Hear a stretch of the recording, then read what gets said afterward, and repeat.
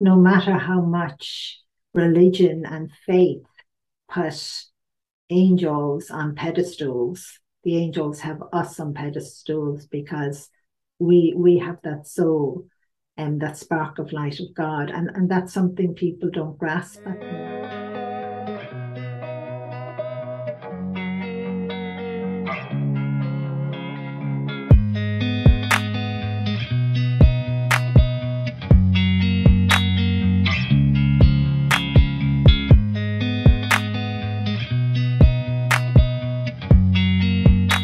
What's up, guys? Welcome back to Your Superior Self. Today, I have on the show such a beautiful soul, Lorna Byrne, who's the author of Angels and My Hair, the true story of a modern day Irish mystic. Lorna, thank you so much for taking the time.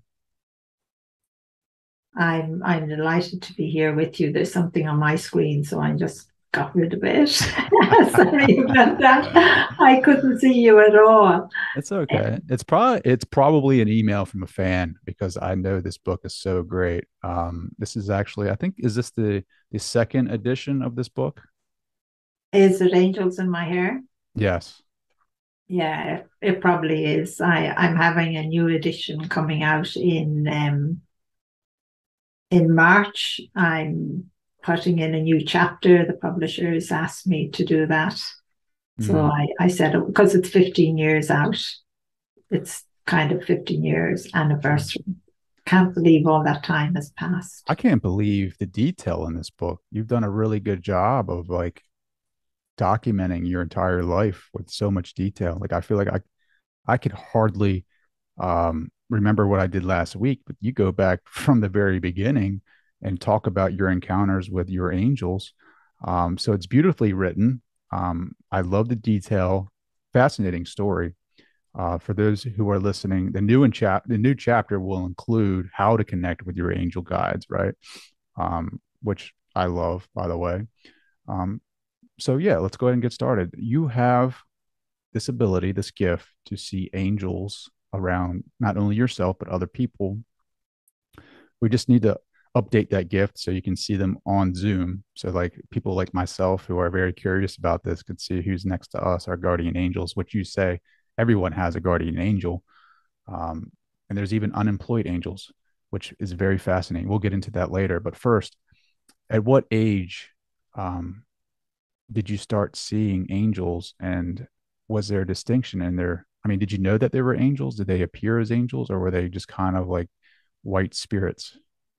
I didn't know they were angels. I would say I was about maybe 6 months old. Is I can go back that far, and just lying in my cot and seeing angels, but I didn't know they were angels. It was a time maybe when I was 2.5, when I was sitting in front of the fire playing with my little brother. And I never noticed anything different about him either. It was just when our hands touched, and what would I say, they all sparkled, and I felt such love, and we were surrounded by angels. And it was at that time that the angel said that they were angels, and my little brother was a soul. He had died before I was born, and they told me to keep it a secret. So all my life, I have kept it a secret. I see them physically as I see you on the screen here, you know, and it's just normal and natural for me. Um, and I have never seen anyone without a guardian angel. Guardian angels are, what would I say? They're neither male nor female. They don't give a male or female appearance, just on occasions. And on occasions, I would say to you, they show their wings, and sometimes their wings are like silk. Sometimes they give, the appearance of feathers and all colors. And I think that the angels do this because they are light. They are so beautiful. If they didn't give that human appearance within that light, I could never describe them. Hmm. It would be impossible. and it's that that love. I don't feel fearful or anxious or anything like that. I trust and I know I'm safe, and that's what I would love everyone to feel themselves, to trust and know they're safe, to know that they have a guardian angel, even if you're considered not the best person in the world, that person still has a guardian angel. So I suppose they have taught me how to love and have compassion and understanding. Um, so I would embrace everyone. Hmm. Who was the first archangel that visited you, or the first angel? I actually don't know. I have to put it that way to you because, as I said, I had seen them but didn't know they were angels. They were just angels all around us, and then it was Archangel Michael appeared in my bedroom, but I didn't know he was an archangel. I just kind of, what would you say, knew something was different, and I was curious. You have to remember, I was a child, and you know I felt, what would you say, like as if he was a school teacher or something, something, or your dad, or in that way. Um, but Archangel Michael is incredible. He's in my life all of the time, just like he's in your life all of the time. Archangel Michael, just like any archangel, is they're there for us all. Mhm. I'd have to say I'd have to say to you, Archangel Michael doesn't belong to me because he belongs to everyone. That's the way I would have to put it. And I don't know how he can be in so many places at the same time or with millions of people at the same time. Wow, that's fascinating. What about Gabriel? Is it the same circumstance? Like he's with everyone at the same time as Archangel Michael, or do they? I'm trying to figure. I know my human brain is trying to work out the logistics here, but it's like, are they all with us at the same time, or does like Archangel Michael have like his people, his angels, and then Gabriel has his section? Like, I'm just really curious about that. Um, no, the angels have never shown me anything like that. See, I can only tell you what they have taught me and what they have shown me. I can't tell you anything else. They have never shown that word, if I can pronounce it, It's like almost like hierarchy. yeah, And hierarchy, right? Like or like I don't want to say diversity. It's kind of like um I've just always wondered. I was like, because I feel like I have this like warrior presence in me a little bit, right? Like that archetype.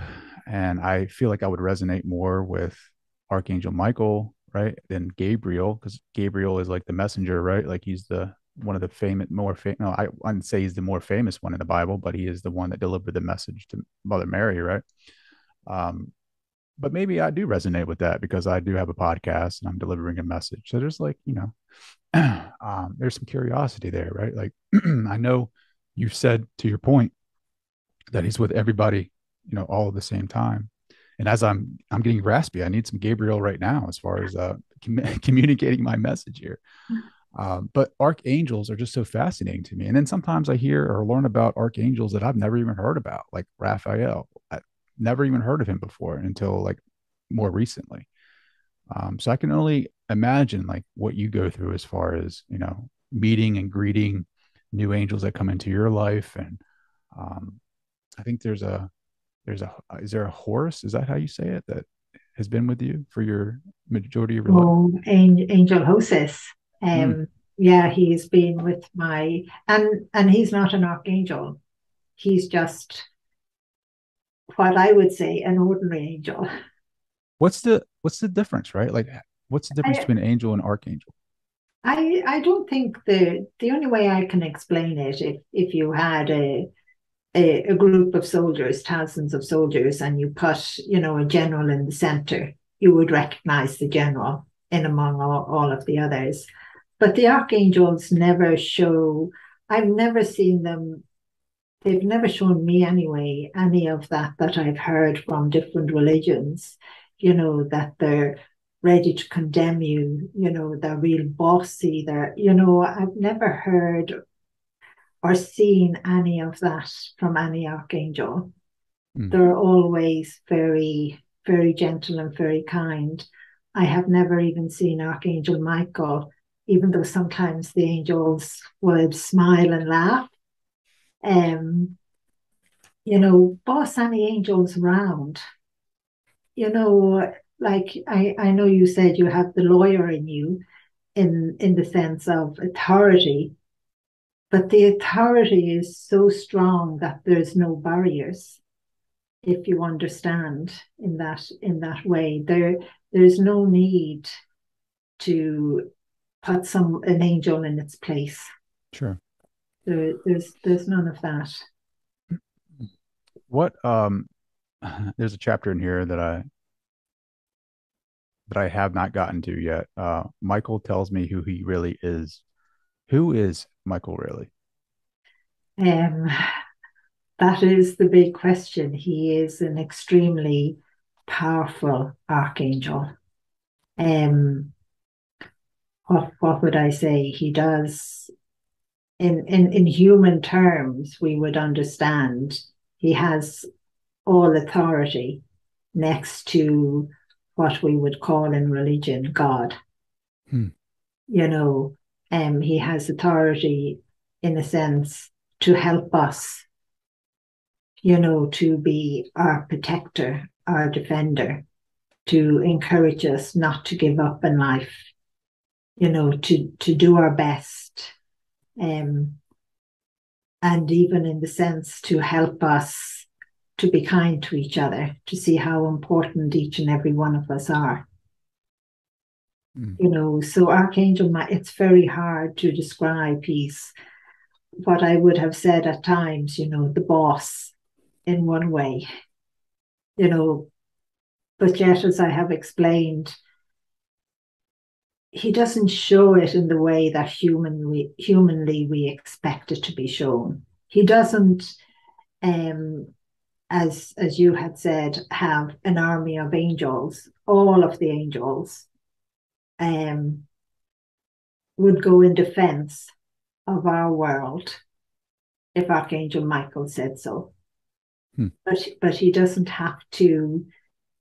He, what would I say? He wouldn't bring his army, in a sense, down on top of us to harm us in any way. Because no matter how much religion and faith put angels on pedestals, the angels have us on pedestals because we have that soul and that spark of light of God. And that's something people don't grasp at the moment. They don't quite understand. Um, One thing, at the very beginning when Angels in My Hair, went out into the world out there, the angels kept saying to me, it's okay, Lorna, you can say it, and I was kind of, nervous and afraid for the angels. I was saying, but would that not offend you? And they said no. So I would say it. Angels were created by God long, long ago. They are creatures. We ourselves are more than any angel ever, ever could be. We're on the pedestal, not the angels. That's where God has us. And I know that part is hard to understand. It is hard to understand. But you do a good job of describing it. So it's like, because we were speaking before the interview, and I was like, my upbringing in dogma has taught us that we're this lowly human being, sinner that is born with original sin, and if we're not perfect, then we are cast into hell. But your philosophy is we're up on this pedestal. We are the light of that light of God, right? Like, I mean, Yeah. that's what I put out there, and I know some people aren't very comfortable with that, and I don't want to mix words. We are the light of God. So that means we are one with that, correct? I mean, would you agree with Yes, that? I Um, would agree. We are the light of God, where that's what our soul is, that spark of light. It's so tiny but so enormous. It's it fills every single part of your human body, but it's out there as well. Each and every one of us are connected to God. And again, that's why the angels love to be in our presence, because they are, and I know the world finds this hard, but they are in the presence of God when they are beside us how long did it because of take for that you light. to, how long did it take for you to, I don't want to say grasp that concept, but how long did it take for you to accept it, I guess? I actually never thought of it that way, I'm afraid. Um, I think from I think I grasped it actually from the time I was a child, because even looking out the window, maybe when I was even 6 years of age, and watching people going by, and seeing their guardian angel with them, and on occasions, seeing the soul, someone's soul come forward, seeing that light, and that's a billion times. I could not even say your soul is undescribable. The light of the angels is beautiful, and only for they give the human appearance, but the light of the soul, it's I haven't yet found words for to describe that, because it's on beyond description. Hmm. You have a beautiful part in here. There's a couple parts in here that I want to discuss, and I'm trying to strategically in my mind think about when I want to discuss them. But speaking to your point right now about seeing beautiful souls, you have a beautiful love story in here, how you met your husband Joe, your life with your husband Joe, and the end of his life. And you mentioned in here seeing Joe as he passes, and it's such a beautiful, beautiful ending in that you were there with him when he passed over, right? And I think one of your children was there, which was beautiful.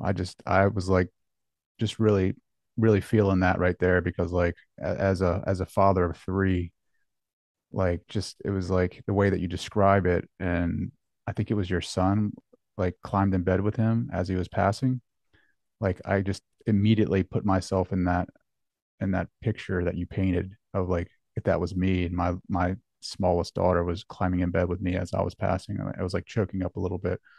But speak about that, like when he passed over, you saw his soul, right? Yes, and it, what would you say, it fills me with joy, but then with sadness, because I still miss him. Um, just seeing his soul looking, and given the human appearance within the soul itself, and the angels that were with him, he was perfect. He wasn't sick anymore. You have to remember, Joe was very, very sick. He was always in a lot of pain. But yes, my son, you know, climbing up onto the bed, getting into the bed, you know, calling his daddy, not to go. I didn't put everything into the book Sure. because it was very, very emotional. Um, but I did feel good when I saw, and I know that's hard to understand, you know, Joe's soul leaving, because I knew where he was going. I knew he was going straight to heaven. I There was no more pain. There was no more trauma in any way. And the thing is, your loved ones aren't dead. It's only the human body that has died. Your loved one lives, and lives forever. Mm. For that word we use, eternity. And to me, that is something so incredible. Like, and that wasn't the first, that was the time God actually took Joe to heaven. God did that other times. And another time was where it was in the kitchen. He died at the kitchen table, and I screamed at God because my children were even younger then, you know, not to take him. And I always remember, how would I say, God in that authoritative voice. It was the first time I ever heard God speak in that voice. And that was that I was never to ask again. Mm. So even when my son was pleading with his dad to stay, it was really hard for me not to ask again because I knew I couldn't. Mm. What did God's voice sound like to you when? How would I say God's voice? It was like thunder. Mhm. That's this human, and it had such authority in it, but it had love in it as well. But I I knew I couldn't ask again. Sure. I knew God was granting it that once, but I was never to ask again. It's like you just know you can't ask again. Mhm. Even though I would have loved to have had for my children, but Right. then it would have been wrong because Joe's human body would have only have suffered more. Yeah. Have you seen or heard from Joe since he passed? Yeah, I have on occasion sometimes when I have been sad, Joe has just walked up alongside me. And I have to say, you're asking that question now. Um, there's a lot going on in my life at the moment, and I was just last week, I just said, Joe, I could do with you around here, to give me a bit of advice or encouragement. And I have to smile because the I didn't see him straight away, but the first thing that I I smelt, I'll say smell, because he would have known I always gave out about him smoking cigarettes. I got this smell of cigarette smoke downstairs in the barn, and I just said, "Oh, I know you're around now. That's for definite." And I just go and pull the curtains at the door out into the yard, and there he was standing just over at the corner. So I went for a walk with Joe, and we just talked just about, you know, family things, the personal things that are going on. And that's very important for us to remember. Many and many a time when we think of a loved one, they're right there beside us. And they're all the time, again, just like the angels, giving us signs, giving us reassurance that we can get through a difficulty, or even if we're feeling down and sad or depressed or anxious, they're all the time helping us. Your Mm. loved ones, how would I say, they're in heaven and yet they're right here with us. You know, How many angels do you have right now in your room? I'd have to look around. Go ahead, take a quick look. I have 8. I love how you can just look right, left, right. There's eight. Who's in there? I'm curious. Like which Well, angels? there's some unemployed angels. There's 2 unemployed angels, and angel hostess is in here as well. And there's other angels, and I don't ever give them a name as such. They're just angels that are here to what would I say, keep me calm, and that it's okay. Yeah, sure. But Unemployed angels, right? Like talk about that. This is the first time I've yeah, ever heard of that concept. I always thought everybody knew about unemployed angels. I have seen them since I was a child. I used to wonder why God was, I would use the expression a bucket. It's like a bucket he has, and he turns it upside down. And these angels just come tumbling out, down to the earth. And I just see so many of them, walking among us. Just say I'm going down the street and there's unemployed angels. And I've never really described, the way they seem to interact with us. I'd have to watch more closely next time. But they're all the time trying to get our attention. Just even, you'd have a father or a mother or someone carrying a shopping bag, and you would see them, reaching out to give a hand.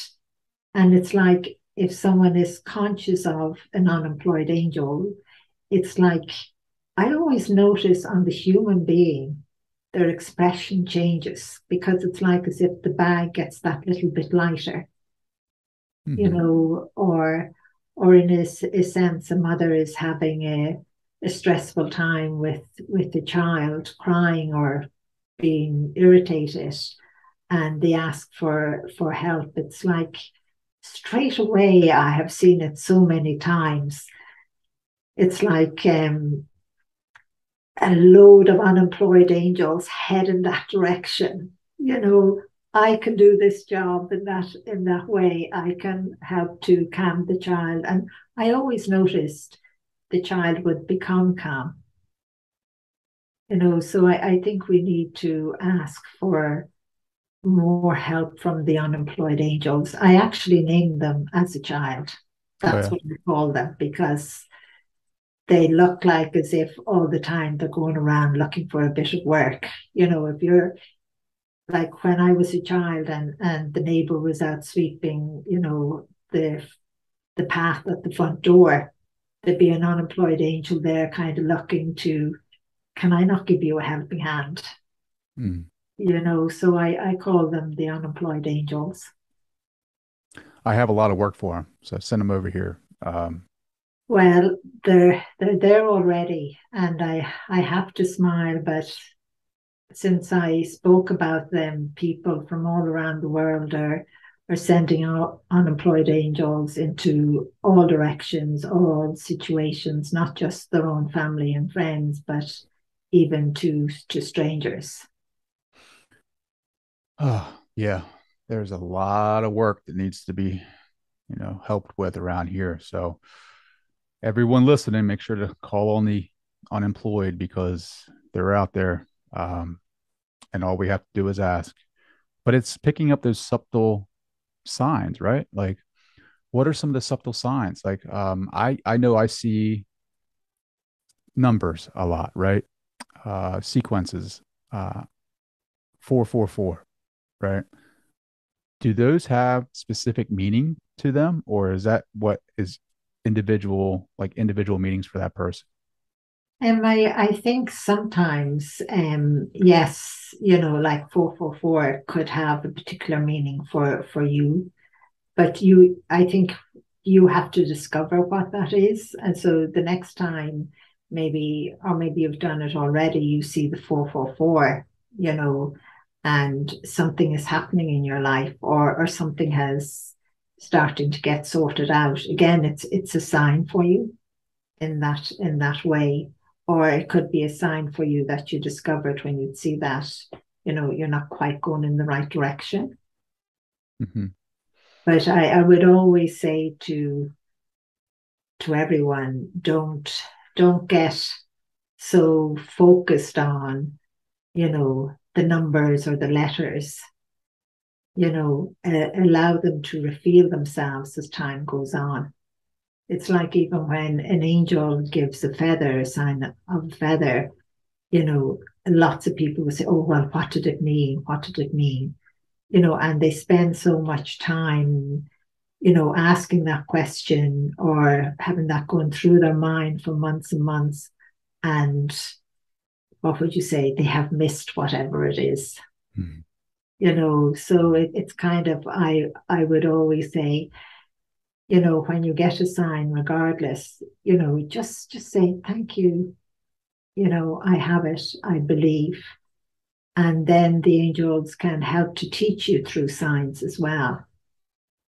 You know, then in a sense you become more open and you start to notice. Well, the last time I got a feather, it was when a decision I was making, and that decision turned out good, and I got the feather, in that way, or if something, you know, you it wasn't to be good for you, and you got something else that trying to help to get you to turn. Like I always say, one very good lesson to learn is, and the angels talk to you telepathically, or sometimes somebody would say, they get this feeling in their tummy, or in different ways. um I always say, they're the best teachers. Like they have taught me everything I know. So if the angels said to me and I went for a walk, they said to me, go right, I'd go right. But I wouldn't ask questions. I wouldn't ask, what does that mean? At the end of the journey, I wouldn't turn around and say, well, I saw nothing. You know what I mean? In that way.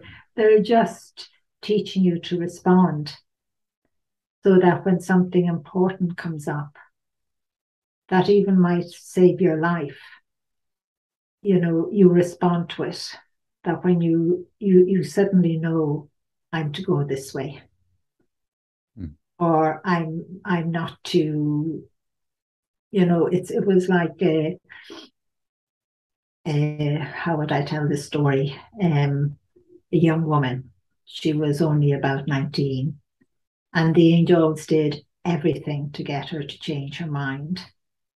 Um, her parents asked her, would she not stay and celebrate here at home? And she said no.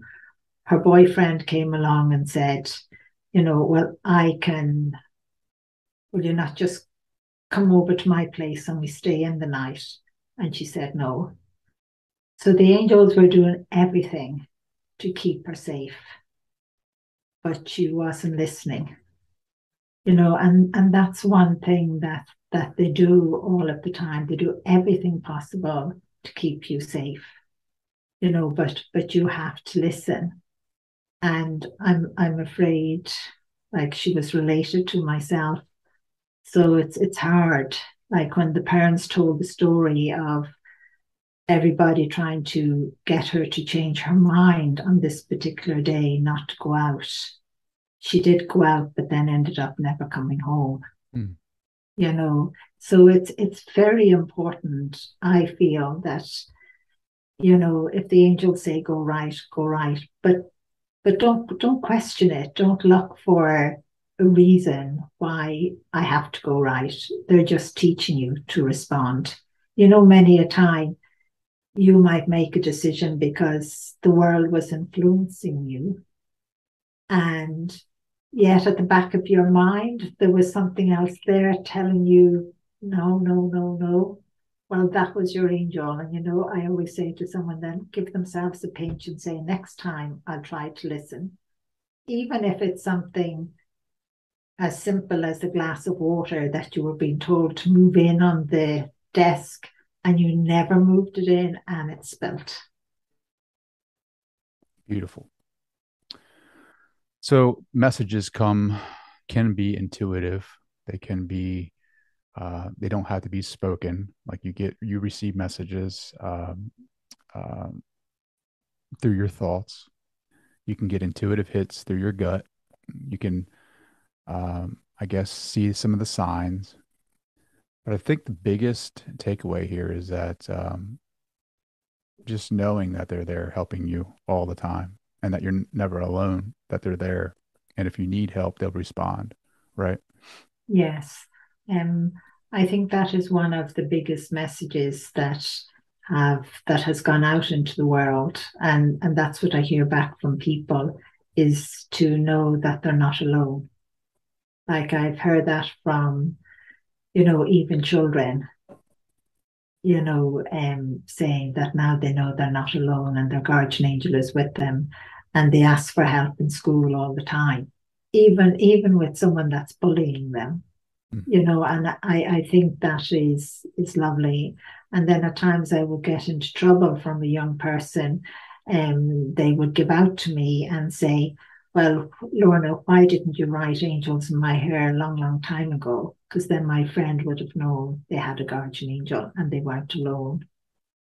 So I think that message is very important for everyone, even if you're sitting somewhere and you feel lonely, your guardian angel has its arms wrapped around you, loving you, and you're not alone.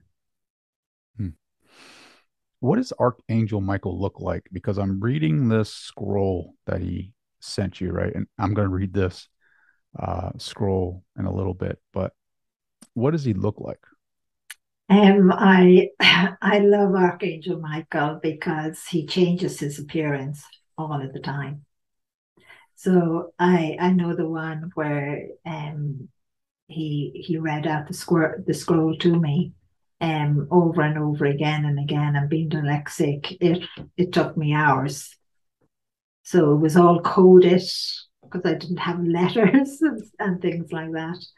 Um, and at that time, he just had this beautiful gown on him, and the strap and the buckle, um, and the sandals that seemed to be crisscrossed up to his knees, and he holding the scroll, and he pulled it down, and he reading from it, over and over again and again.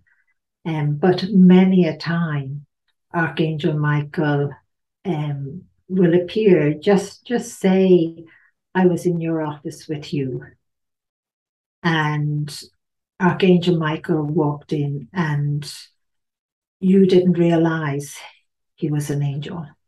You kind of just thought, um, oh, this guy is just coming in to take such and such a thing out of the room. He would dress like that. But the thing is, he would be perfect. But we don't look. We usually just glance. People just glance. They take no notice. Like on occasions, many years ago, it has been said to me, Lorna, who's that man you were with? That handsome man. He's always handsome, by the way, and always tall. Um, and I would just look at them and say, I wasn't with anybody. I would just say that. And so they would insist, I saw a man with you, you know. But one of the times, which is in Angels in My Hair, I nearly fall sure, is when I was in Maynooth College and Archangel Michael was with me. And he was dressed just like a priest. And we were walking around the college grounds. And what was really lovely was, there was two priests walking towards us, and they had prayer books in their hand, and they were talking. And I have to smile at this because they said hello to Archangel Michael. They said, hello, Father, and they kept walking. It was like as if I was the one that was invisible, not Archangel Michael. So they come into our reality and show up as people that we sometimes don't even pay attention to. Yeah. So like anyone, right? Like walking down the street could possibly be Archangel Michael. Yes, yes, and anyone. Sometimes when you hear reports from people, and I believe there's a huge number of them, where they have been maybe in an accident or a mountain climb or whatever, and they turn around later on and say, you know, and I have heard this from rescue workers, someone saying to them, where's the man that was with me? Mm-hmm. And the rescue workers turn around and say, well, we've been the first on the scene, there's been no one else. And they say, but they have been talking to me and holding my hand, giving me courage to fight, to live. Mm. There's lots of reports like that all around the world. And Sure. that's the angels helping us. Hmm. Huh. So going back to Archangel Michael's scroll, I'm going to read this just because I think everyone should hear it, and hopefully I don't mess it up. Prayer of thy healing angels that is carried from God by Michael, thy archangel. Pour out thy healing hands, thy heavenly host upon me, and upon those that I love. Let me feel the beam of thy healing angels upon me, the light of your healing hands. I will let thy healing begin, whatever way God grants it. Amen. Ooh, man, that is pretty powerful. Where did Michael get that? I suppose you have to look at the first two sentences where it says, prayer of thy healing angels that's carried from God by Michael the Archangel. They're God's words. Hmm. They're not Michael's. They're God's words. So I did have at the time when the book was being published, when editors read that prayer, they kept coming back saying it's not proper English. We have to change it. And I kept saying, no, it can't be changed because they're God's words. You can't change them. Yeah, So I, I that's a had, tough spot. That's a tough spot yeah, for you. I had that issue with every country. Even in foreign languages, it was very hard to tell them not to change the words. You'd give the instructions, but I think at times they were slightly changed. But I think the prayer has gone worldwide. So, God knows. And when someone says that prayer, I know God is right there with you. Hmm. And that healing hand and that light. And,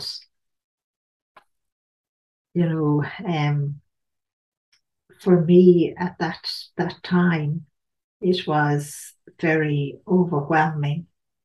Archangel Michael standing there by the side of the bed, in the bedroom. I had gone to bed early and he had woken me. And, sitting up in the bed and he having this scroll and describing him for the book as well. But I always remember, the pen and paper, rooting in the drawer beside the bed, because I felt in such a, what would I say, like in a rush that I had to get this down. And I couldn't write. Um, Letters at that time were extremely difficult. Um, so if you had, it seemed like an eternity that Archangel Michael was there reading this, but it couldn't have been because I had written it out so many times, but I kept making mistakes, and Archangel Michael had such patience. That's the love the archangels show. They don't get angry or frustrated or anything like that with us, because I know humanly a human being would go mad. They would just grab it off you and say they'll do it. And, you know, but he had such patience, and helping me as he read it out, and then being surrounded by other angels that were helping as well, and I always remember then showing it to Joe, the final piece of paper, and he looking at it. Um, and I could see the confusion on Joe's face. What's this? I can't read it. You know, what's this, you know? And I told Joe that the Archangel Michael had given this prayer was from God and he has to write it out. So I can't recall how long it took us, whether it was days or whatever, but it took some time for us to, I knew the words off by heart, but it was to get Joe to put it down in the exact words. Not to, so at times he would say, "Oh no, you put this instead," you know, and I kept saying no in that way. So the first time that prayer was printed out on paper was by hand, you know, and just it just Powerful. slowly went out into the world. How powerful is that prayer? I mean, it's powerful. I can feel it just reciting it from the book. So that tells me that there's a lot of healing potential in that.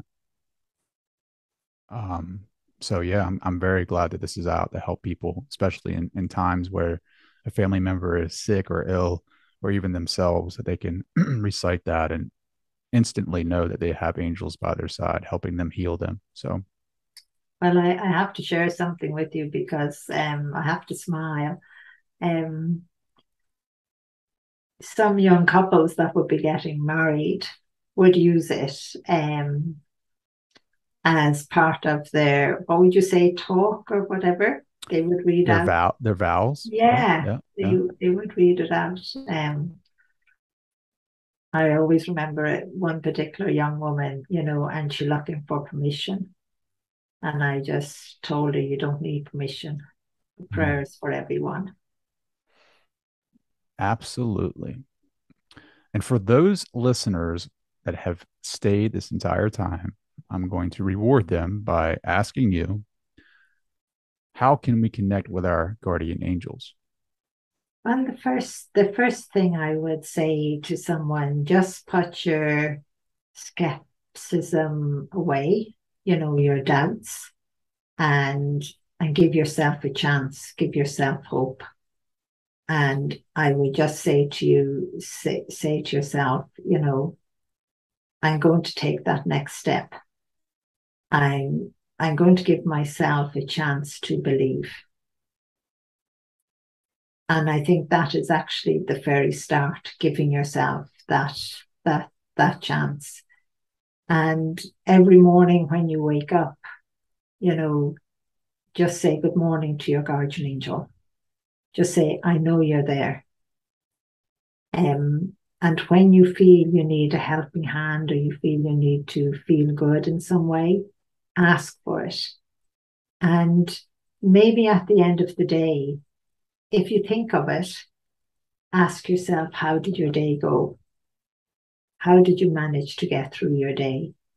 And another thing I would say for everyone, ask for a sign. Now, ask for something simple. And the simplest thing is a feather as such. That's worldwide. And the feather can be any color because it depends on what part of the world you live in.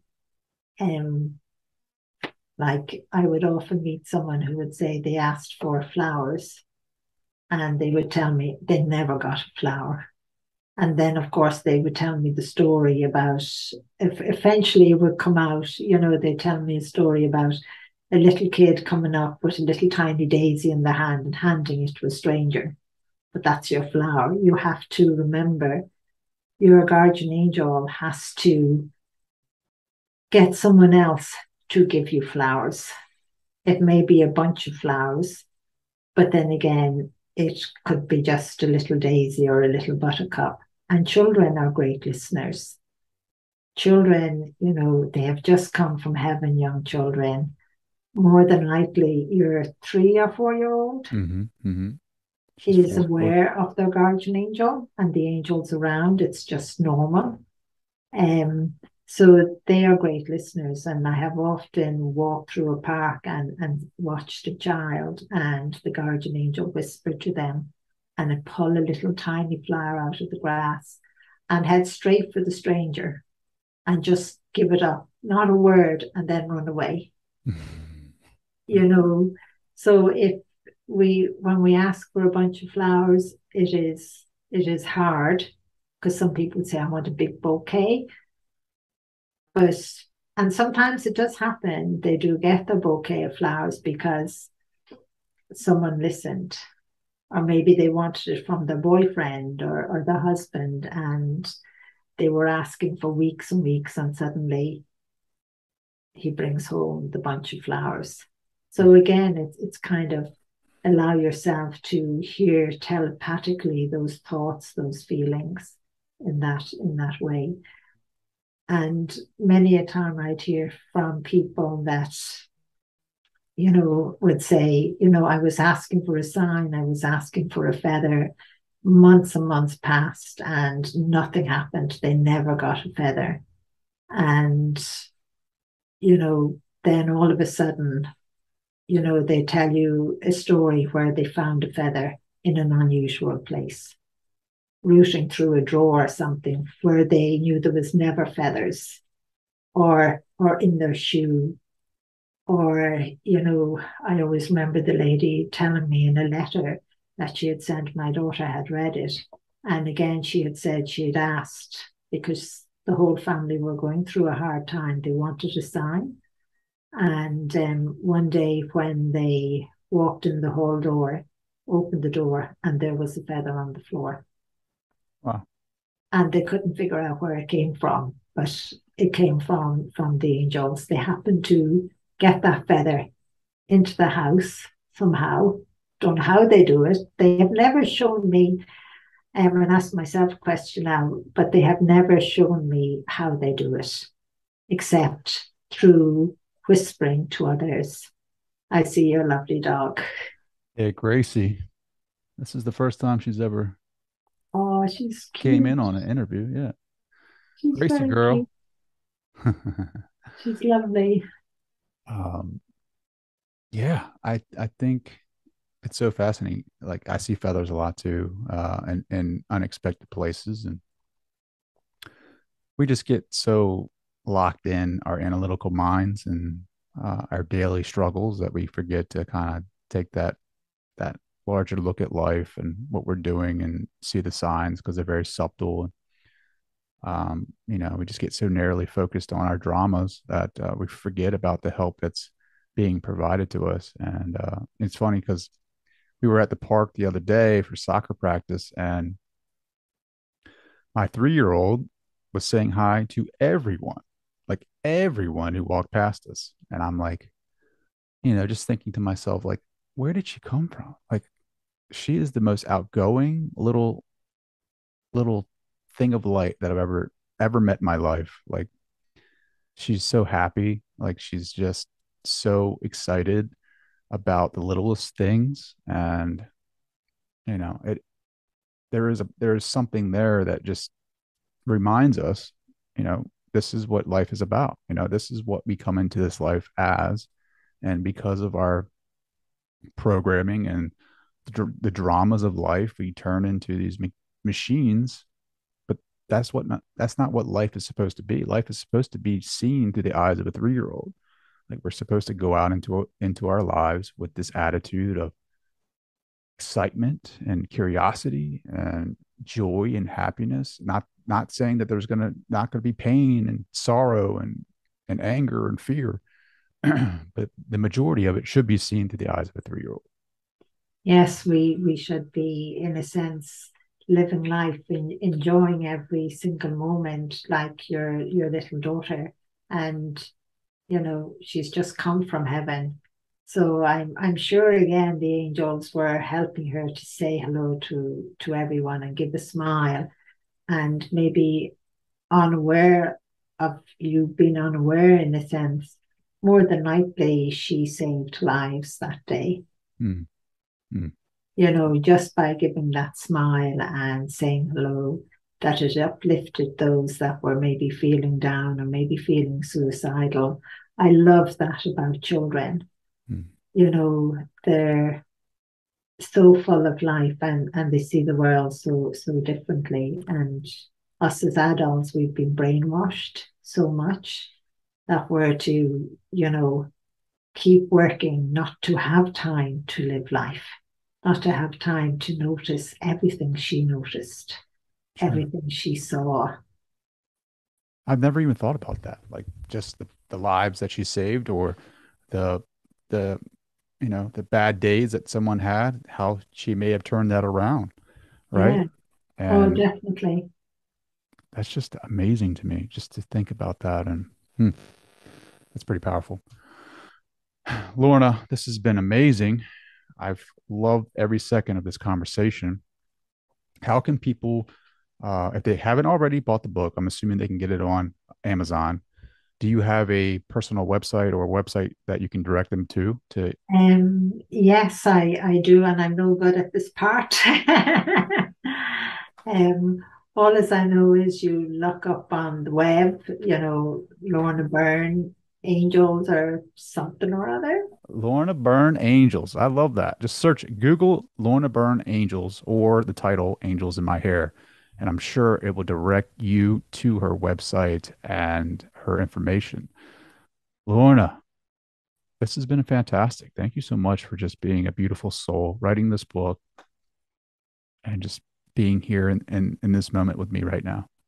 Well, I have to thank you for inviting me, and I thank God and the angels for having you doing the work you're doing, because spiritually we're opening a door to help people um, to live life to the fullest, and to see how precious they are, and all that love and hope and compassion that we can change this world and make it into that little glimpse of heaven that God has shown me, that we can do it. So no matter what's happening in the world, don't give up whatsoever.